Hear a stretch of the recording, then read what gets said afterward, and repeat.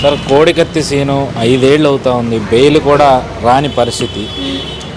మరో ఒక పక్క చూస్తేనేమో అంబేద్కర్ విగ్రహాన్ని అట్టహాసంగా ఓపెన్ చేశారు జగన్మోహన్ రెడ్డి గారు. మరి అదే సామాజిక వర్గానికి సంబంధించిన కోడికత్తి సీను మాత్రం వాళ్ళ తల్లి గారు ఈరోజు మనం చూస్తే ఎలాంటి పరిస్థితులు ఉన్నారో మనం చూస్తాము. దీన్ని ఎట్లా చూస్తాము? ఏమండి, జగన్మోహన్ రెడ్డి గారు ఖచ్చితంగా ఎలక్షన్ 3-4 ఏళ్ళు టైం ఉందని చూసి కోడికత్తి డ్రామాతోటి ఈ రాష్ట్రంలో అధికారంలోకి వచ్చాడు. అదే శ్రీని ఈయన అధికారంలోకి వచ్చిన కాడి నుంచి కూడా బయటికి రాకుండా కోర్టుకు వెళ్ళి ఒక్క మాట చెబితే అతను నిజంగా నిర్దోషి అయితే ఆ శిక్షణ పడుద్ది, లేదంటే కేసు కొట్టేస్తారు. ఆ ఒక్క చిన్న విషయాన్ని కూడా ఆయన చెప్పకుండా కేవలం దళితులనే ఒక కారణంతో వీళ్ళు ఎదురు తిరిగి లేరనే ఒక భావన, సులకన భావనతోనే జగన్మోహన్ రెడ్డి గారు కోడికత్తి శ్రేణిని ఇబ్బందులకు గురి చేస్తుందని చెప్పేసి రాష్ట్ర ప్రజలు కూడా ఈ విషయం మీద చర్చించుకుంటున్నారు. ఇక నిన్న విజయవాడలో 125 అడుగుల అంబేద్కర్ విగ్రహాన్ని ఓపెన్ చేసి దళితులు మొత్తం నా పక్షానే ఉన్నారని చెప్పేసుకునే ఒక ప్రయత్నం చేశారు. ఇటువంటి విషయాలు దళితుల మీద దాడులు కానీ, శిరోమండనాలు కానీ, హత్యలు కానీ, ఆత్మహత్యలు కానీ, డోర్ డెలివరీలు కానీ ఇవన్నీ రాష్ట్ర ప్రజలు గమనిస్తున్నారు. రేపు ఏంటంటే తెలుసో తెలియక డాక్టర్ బిఆర్ అంబేద్కర్ గారు ఈ యొక్క సామాన్య జనానికి కానీ అంటారు, అనిల్ నుంచి అడుక్కునే వాడి నుంచి అనిల్ అంబానీ దాకా కూడా ఒకే హక్కు, ఓటు హక్కు. ఎవరికైనా ఎవడు ఎంతలా కోటీసుడైనా అసలుకి తిండి దీనిలో నిరుపేదైనా సరే ఒకే హక్కు, ఓటు. ఆ ఓటుతోనే రేపు రాష్ట్ర ప్రజలు జగన్మోహన్ రెడ్డి గారికి గట్టిగా బుద్ధి అవ్వడానికి సిద్ధంగా ఉన్నారని చెప్పేసి మేము భావిస్తున్నాం.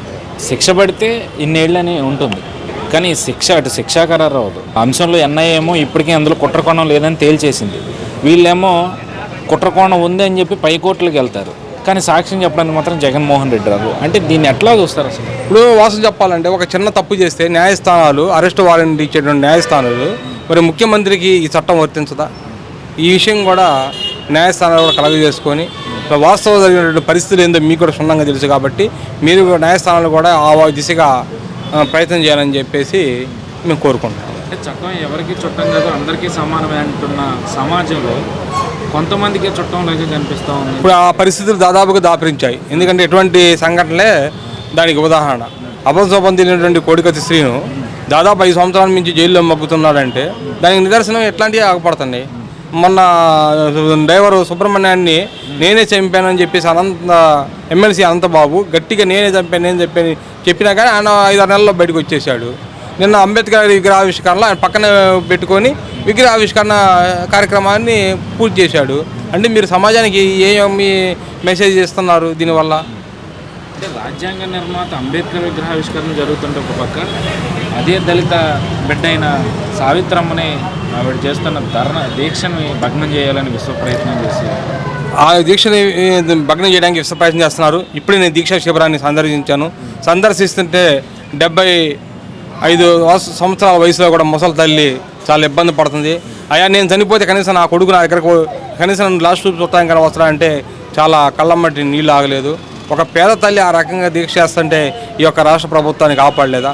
ప్లస్ వాళ్ళు ధర్నా చేయడానికి ఆమరణ దీక్ష కూర్చోడానికి విజయవాడలో ఎక్కడ కూడా వాళ్ళు అప్లై చేసుకున్న ఏ ఒక్క ప్లేస్లో కూడా అటు ప్రభుత్వ ప్లేస్లో అనుమతి ఇవ్వట్లేదు, ఇటు ప్రైవేట్ ప్లేస్లో అనుమతి ఇవ్వట్లేదు.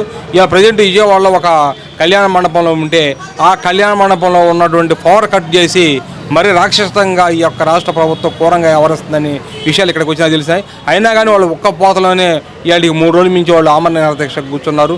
వాళ్ళకి ఈ రాష్ట్రంలో ఉన్నటువంటి ఎస్సీ, ఎస్టీ, మైనార్టీలు మానవతా దృక్పథం ఆలోచించే ప్రజలు ప్రతి ఒక్కళ్ళు కూడా ఆ మాతృమూర్తికి కోడికత్తి శ్రీని యొక్క తల్లికి కానీ వారి సోదరుడు సుబ్బరాజు గారికి కానీ మద్దతు ప్రకటించాలని చెప్పేసి నేను బలంగా కోరుతున్నాను.